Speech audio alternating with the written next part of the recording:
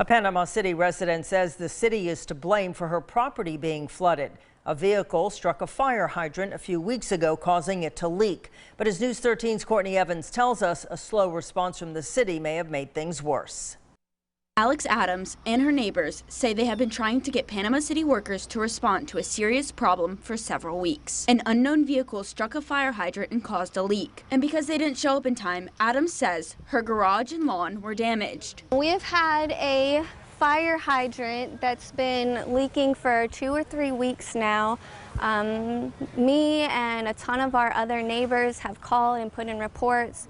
And I've emailed several times, and all they will do is say the work order is in and we'll get to it when we get to it. Last weekend, the water was rising and reached Adams' garage, and she once again attempted to call the city. She says she called both the non-emergency and 911 lines, but they said the problem is something the city has to fix. Finally, on Sunday, someone from the city went to the property. He was able to make some calls, get some sandbags and put them up around the hydrant to block any more water from pouring to my house because it is on a slope.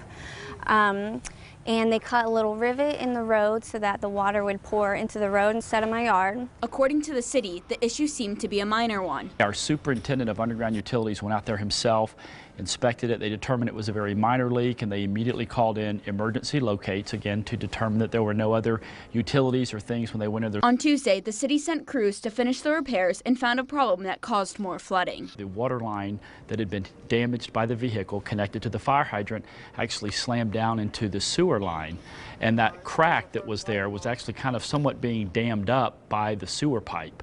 And so when they dug it up and opened it up, that crack got much worse. For Adams, it's the lack of communication that is the biggest issue. I'm very shocked that my own city that I pay taxes for and my friends, family pay taxes for would completely neglect their citizens. Panama City Public Works Director Jonathan Hayes says the city is doing what they can to figure out why there was a miscommunication. We'll be reaching out to her today to explain the claims process through our risk management division. And again, if there is liability, but the city could have or done something differently.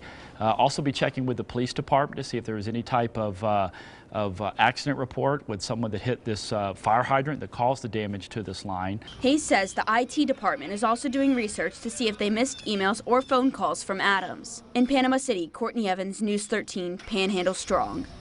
Hayes says the hydrant was fixed on Tuesday. Alex says she plans to file a claim for damages.